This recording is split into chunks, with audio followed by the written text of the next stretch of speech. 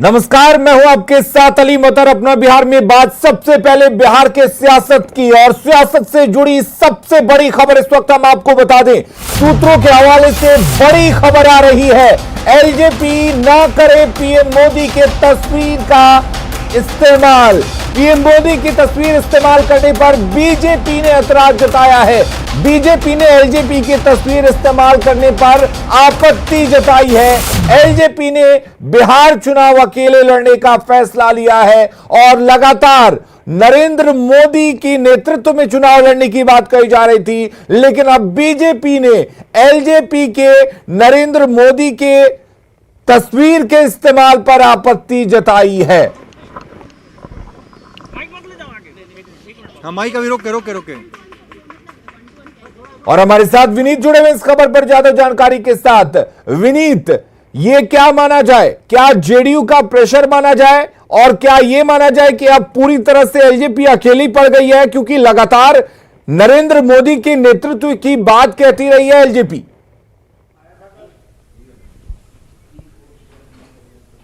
जी अलीम, निश्चित तौर पर मैं आपको बताना चाहूंगा कि जिस तरह से बीजेपी ने लगातार यह बात कही है कि वो जेडीयू के साथ गठबंधन में चुनाव लड़ेगी, तो साफ तौर पर इस गठबंधन धर्म को बीजेपी निभा रही है, यह हम मान सकते हैं। साफ तौर पर बीजेपी ने साफ तौर पर कहा था कि वो जेडीयू के साथ चुनाव लड़ेगी और जो चुनाव के जो चेहरे होंगे वो नीतीश कुमार होंगे। बीजेपी भी इसे लगातार कहती रही है। प्रधानमंत्री नरेंद्र मोदी भी यह कह चुके हैं, बीजेपी के राष्ट्रीय अध्यक्ष जेपी नड्डा भी यह बात कह चुके हैं, साथ ही साथ जो गृह मंत्री है अमित शाह वो भी लगातार यह बात कह चुके हैं। तो इस चीज में कोई कंफ्यूजन नहीं होना चाहिए। लेकिन जिस तरह से लोजपा की ओर से यह कहा जा रहा है कि वह बीजेपी के साथ गठबंधन में है, लेकिन वह जेडीयू के साथ गठबंधन नहीं है, और जिस तरह से जेडीयू सरकार की कहीं ना कहीं वो लगातार आलोचना लोजपा की ओर से किया जा रहा था, इस पर बीजेपी ने ऐतराज जताया है और साफ तौर पर कहा है कि अगर वो गठबंधन में नहीं है, वो हमारे गठबंधन में चुनाव नहीं लड़ रही, तो ऐसे में वो प्रधानमंत्री नरेंद्र मोदी की जो तस्वीर है या उनके भाषण है उनका प्रयोग नहीं कर सकती है। साफ तौर पर जिस तरह से एलजेपी नेताओं द्वारा लगातार यह बात कही जा रही है कि वे बीजेपी से बैर नहीं है लेकिन नीतीश कुमार से खैर नहीं है, इस तरह के जो नारे हैं वो लगातार एलजेपी के नेताओं के द्वारा दिया जा रहा था। इस पर भी बीजेपी को आपत्ति है और साफ तौर पर हमारे जो सूत्र हमें बता रहे हैं यह आपत्ति बीजेपी ने एलजेपी नेताओं को दर्ज करा दी है। जी विनीत, इस पर एलजेपी की तरफ से क्या कोई प्रतिक्रिया आई है, और क्या अब यह माना जाए कि एलजेपी पूरी तरह से अपने आप को बीजेपी से अलग कर लेगी?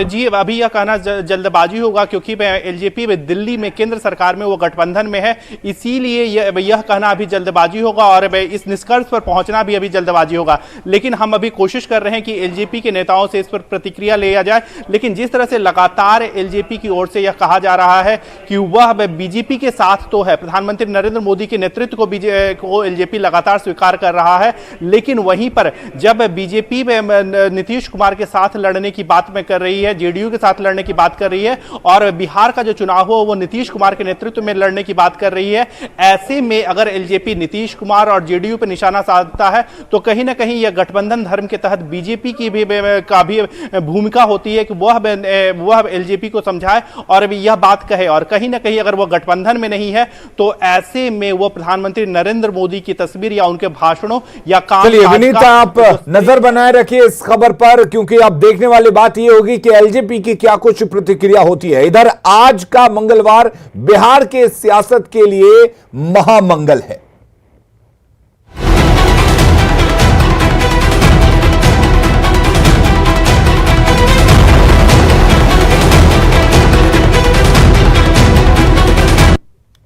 दो घंटे में बीजेपी जेडीयू की सीटों पर स्थिति साफ हो जाएगी। 3 बजे आज आपको बता दें कि बीजेपी और जेडीयू साझा प्रेस कॉन्फ्रेंस करने वाली है। पटना में दोनों दलों के नेता प्रेस कॉन्फ्रेंस करेंगे। जेडीयू बीजेपी के बीच 122 और 121 का फॉर्मूला लगभग तय हो चुका है। सूत्रों के हवाले से यह हम आपको जानकारी दे रहे हैं। लगातार न्यूज 18 इस जानकारी को पहुंचा रहा है। जो फॉर्मूला बीजेपी और जेडीयू के बीच तय हुआ है वो 122 और 121 की है। हालांकि जेडीयू ने अपने खाते से जीतन राम मांझी की पार्टी को 7 सीटें दी हैं। तो 3 बजे साझा प्रेस कॉन्फ्रेंस है और इसके बाद सब कुछ साफ हो जाएगा। और ये माना जा रहा है कि कई सीटों पर उम्मीदवारों के नामों की घोषणा भी कर दी जाएगी दोनों पार्टियों की तरफ से। हालांकि कई सीटों पर नीतीश कुमार खुद पार्टी का सिंबल दे चुके हैं कई उम्मीदवारों को, लेकिन बीजेपी की तरफ से अभी स्थिति साफ नहीं है। हालांकि बीजेपी यह कह रही है कि सभी सिटिंग एमएलए हैं उनको टिकट दिया जाएगा।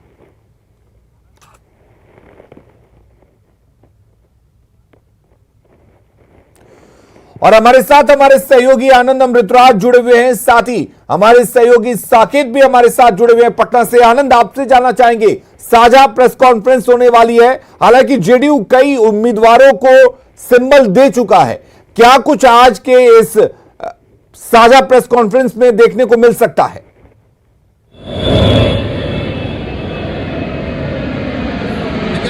जानकारी मिल रही है कि 3 बजे प्रेस कॉन्फ्रेंस हो सकता है, लेकिन अभी जो हमारे सूत्र बता रहे हैं कि बीजेपी और जेडीयू के नेताओं में जो बड़े कुछ नेता हैं उनमें आपस में कहीं ना कहीं बैठक चल रही है। वो बैठक कहाँ हो रही है फिलहाल इसकी जानकारी नहीं है। कुछ मामला अभी भी फंसा हुआ है, कुछ सीटों पर पेच अभी भी फंसा हुआ है, उसको सुलझा लेना चाहता है जेडीयू और बीजेपी दोनों। और यही वजह है कि अभी कहीं गुप्त मीटिंग चल रही है जिस पर तस्वीर साफ होने के बाद ही प्रेस कॉन्फ्रेंस का आयोजन किया जाएगा। फिलहाल 3 बजे हमारे सूत्रों ने बताया था कि 3 बजे के आसपास प्रेस कॉन्फ्रेंस हो सकता है, लेकिन हो सकता है कि उस समय कुछ बढ़ जाए। फिलहाल तमाम जानकारी इकट्ठी करने की लगातार हम कोशिश कर रहे हैं और ये जानने की कोशिश कर रहे हैं कि जो जेडीयू और बीजेपी के बड़े नेताओं की जो बैठक हो रही है उस बैठक में लबोलू अब क्या निकला।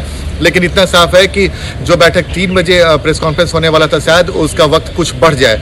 बहरहाल बीजेपी और जेडीयू के जो तमाम बड़े नेता हैं पटना में कैंप कर चुके हैं और जिन्हें प्रेस कॉन्फ्रेंस में शामिल होना है वो भी यहाँ पर पहुँच चुके हैं। लेकिन फिलहाल जैसे कि मैंने आपको बताया कुछ सीटों पर मामला फंसा हुआ था, उस पेज को जेडीयू और बीजेपी दोनों सुलझा लेना चाहते हैं और खासकर कुछ उम्मीदवारी को लेकर भी कुछ मामला फंसा हुआ है, तो इस पेज को भी सुलझाने की कोशिश बीजेपी और जेडीयू दोनों तरफ से की जा रही है।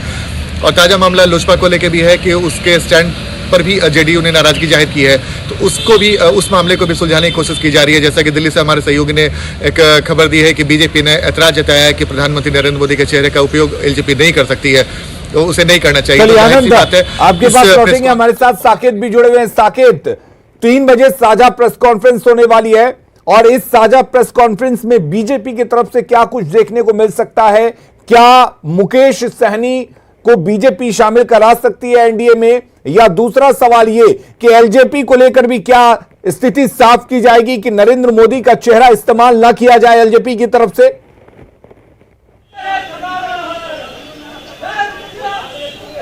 देखिए बिल्कुल अलीम, चूंकि अभी भी बैठक एक चल रही है, जो हमारे सोर्स बता रहे हैं कि बीजेपी के जो तमाम बड़े नेता हैं वो अभी भी बैठक कर रहे हैं और इसमें संभवतः जेडीयू के भी कुछ नेता मौजूद हैं या पहुंचने वाले हैं, तो ये हमारे सोर्स बता रहे हैं अभी। और ये बैठक सीटों को लेकर ही जो थोड़ी बहुत जो मुश्किलें हैं उसे दूर करने के लिए बैठक हो रही है। तो माना जा रहा है कि 3 बजे के आसपास ये प्रेस कॉन्फ्रेंस होगा और लगातार न्यूज़ 18 ये बता रहा है कि आज साझा तौर पर बीजेपी जेडीयू अपने सीटों का ऐलान करेगी कि कितनी सीटों पर कौन चुनाव लड़ रहा है। जहां तक आपका दूसरा सवाल है मुकेश सहनी को लेकर, तो ये साफ है कि मुकेश सहनी से कल जिस तरह से दिल्ली में लगातार बैठक हुई है बीजेपी के नेताओं का, शीर्ष नेतृत्व ने उनसे मुलाकात की है बीजेपी की, तो ये साफ हो गया है कि कहीं ना कहीं अब मुकेश सहनी एनडीए का पार्ट होने वाले हैं और इस प्रेस कॉन्फ्रेंस में इसका भी ऐलान किया जाएगा। मेरे सोर्स जो बता रहे हैं कि लगभग जो सीटों का जो फार्मूला है वो भी तय हो चुका है।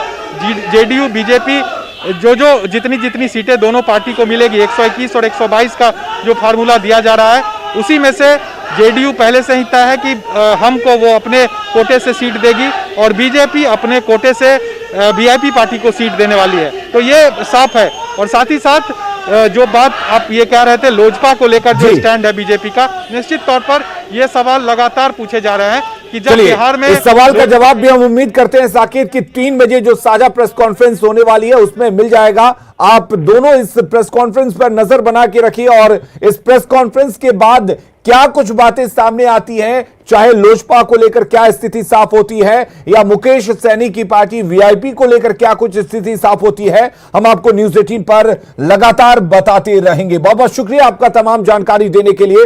और रुक करेंगे इस वक्त एक बड़ी खबर की, सूत्रों के हवाले से बड़ी खबर आपको बता दें, बीजेपी ने अपने मंत्रियों पर भरोसा जताया है। बीजेपी को अपने मंत्रियों पर पूरा भरोसा है और ये भरोसा बरकरार रखा गया है और यही वजह है कि चुनाव में मंत्रियों की टिकट नहीं कटेगी। मंत्री विनोद सिंह बीमार होने के कारण हालांकि चुनाव नहीं लड़ेंगे, लेकिन बीजेपी उनकी पत्नी को टिकट दे सकती है।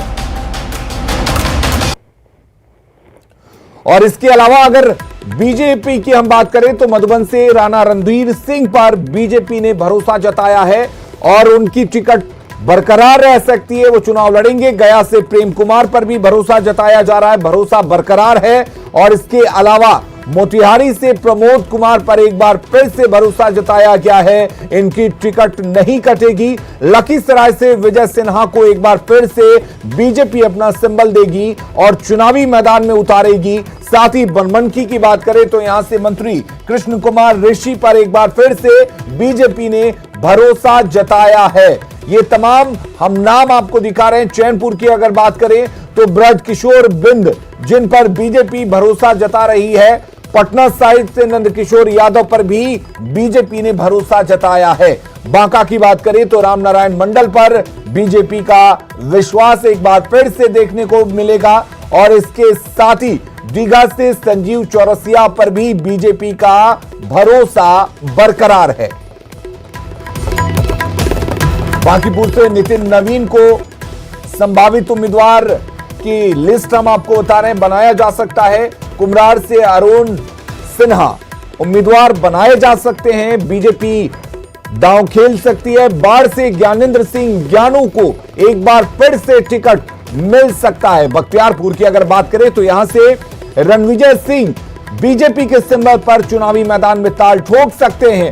वहीं दानापुर से आशा सिन्हा बीजेपी की संभावित उम्मीदवार हो सकती हैं, बीजेपी इन्हें अपना सिंबल दे सकती है। विक्रम से अतुल कुमार बीजेपी के उम्मीदवार हो सकते हैं। ये संभावित उम्मीदवारों की सूची हम आपको दिखा रहे हैं। लौरिया से विनय बिहारी बीजेपी के उम्मीदवार हो सकते हैं, बीजेपी के सिंबल पर चुनावी मैदान में ताल ठोक सकते हैं। बेतिया से रेणु देवी बीजेपी की उम्मीदवार हो सकती हैं। साथ ही अगर हम बात करें रामनगर की तो भागीरथी देवी को यहां से बीजेपी अपना उम्मीदवार बना सकती है। वहीं अगर रक्सौल की बात की जाए तो अजय सिंह यहां से चुनावी मैदान में बीजेपी की टिकट पर ताल ठोक सकते हैं। ढाका से पवन जायसवाल को उम्मीदवार बनाया जा सकता है, बीजेपी उन्हें अपना सिंबल दे सकती है।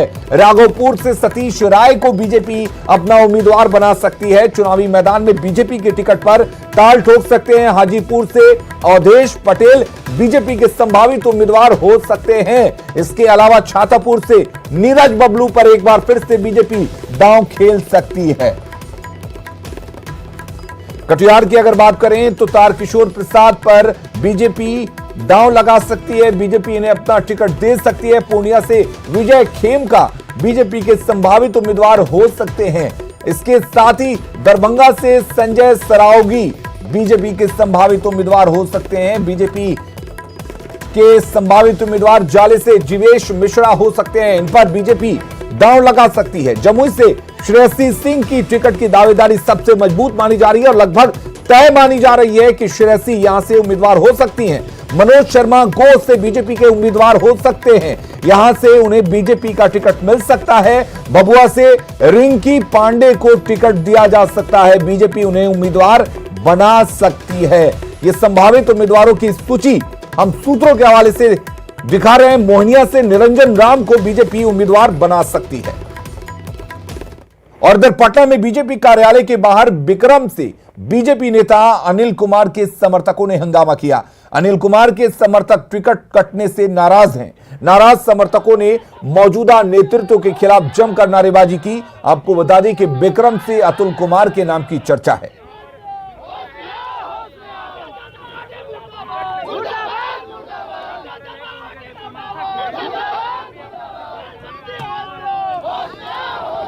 तो विक्रम से टिकट कटने पर यहां पर कार्यकर्ताओं ने हंगामा किया। आपको बता दें कि इस तरह की तस्वीरें करीब करीब सभी पार्टियों के दफ्तरों के बाहर देखने को मिल रही हैं, क्योंकि अपने नेता का टिकट कटता देख कार्यकर्ता, उनके जो मानने वाले हैं वो हंगामा कर रहे हैं। अनिल कुमार के समर्थकों ने बीजेपी दफ्तर के बाहर हंगामा किया है। दरअसल अनिल कुमार खुद को दावेदार मान रहे थे, विक्रम से टिकट मिलने की संभावना थी, लेकिन यहां से अतुल कुमार को उम्मीदवार बनाया जा सकता है और इसकी खबर सुनते ही अनिल कुमार के समर्थक बीजेपी दफ्तर के बाहर पहुंचे और हंगामा कर रहे हैं।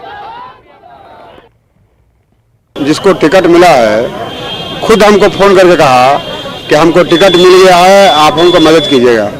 लेकिन मैंने उनको जवाब दिया कि हम आपका बात नहीं मानेंगे, हम हमेशा जनता को भगवान माने हैं, सेवक मैं अपने को सेवक का मालिक माना हूँ, जनता जो हमको कहेगा वही करेंगे। हम आपके कहने से मैंने जवाब दिया और उनको आए हैं पार्टी ऑफिस में विरोध कर रहे हैं, तो आप लोगों को भी अंदेशा है कि टिकट काट दिया है पार्टी ने?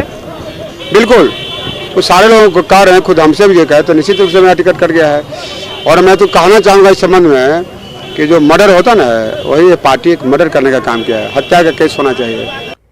बीजेपी नेता राघवेंद्र प्रताप सिंह ने साफ किया है कि वो बीजेपी में ही रहेंगे। न्यूज 18 से राघवेंद्र प्रताप सिंह ने आरजेडी में जाने की अटकलों को खारिज किया है। आपको बता दें कि राघवेंद्र प्रताप सिंह के बड़हरा से आरजेडी से चुनाव लड़ने की चर्चा जोरों पर थी।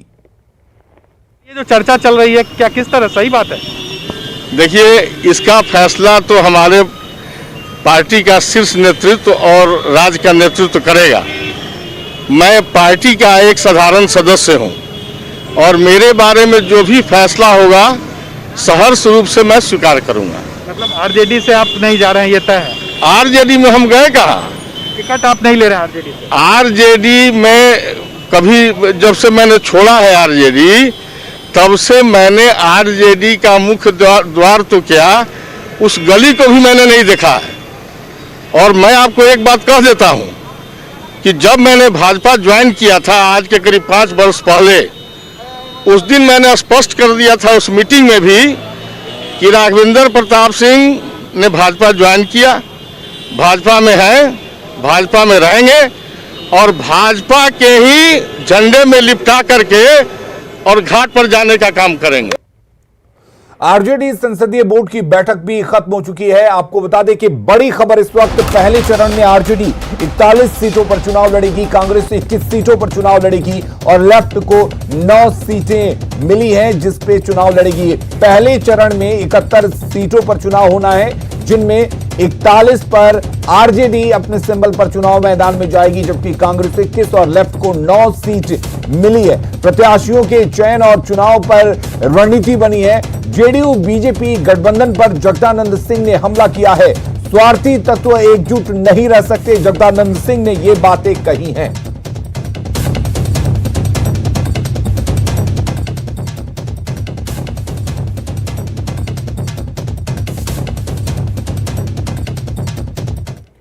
बिहार चुनाव में आरजेडी की 12 सीटों पर जेएमएम की दावेदारी सामने आई है। आरजेडी नेता मनोज झा का बयान सामने आया है। तेजस्वी अपने कोटे से जेएमएम को सीट देंगे, जेएमएम से हमारा रिश्ता बेहतर है, कोई समस्या नहीं है।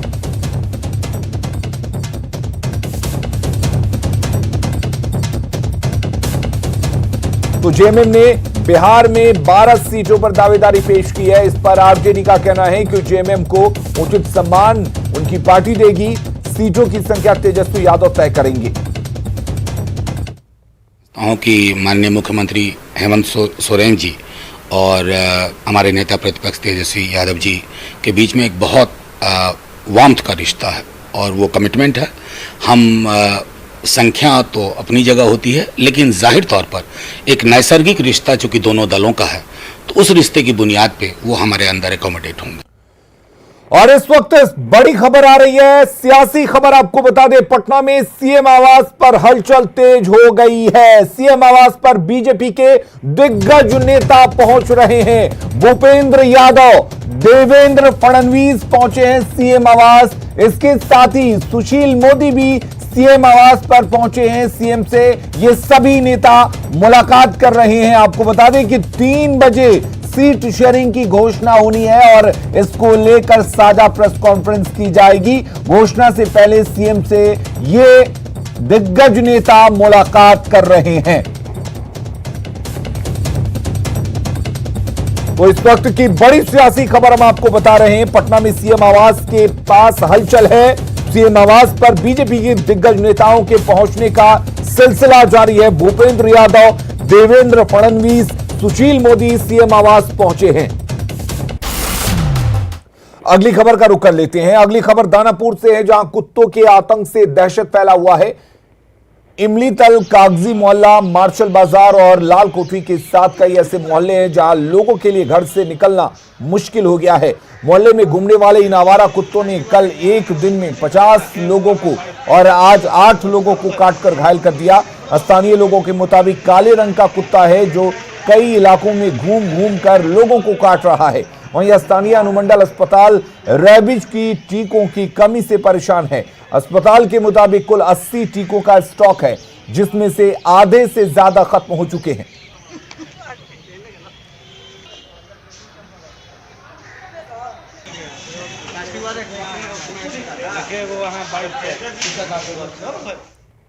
खबरें लगातार जारी हैं। आप बने रहिए न्यूज़ 18 बिहार झारखंड के साथ।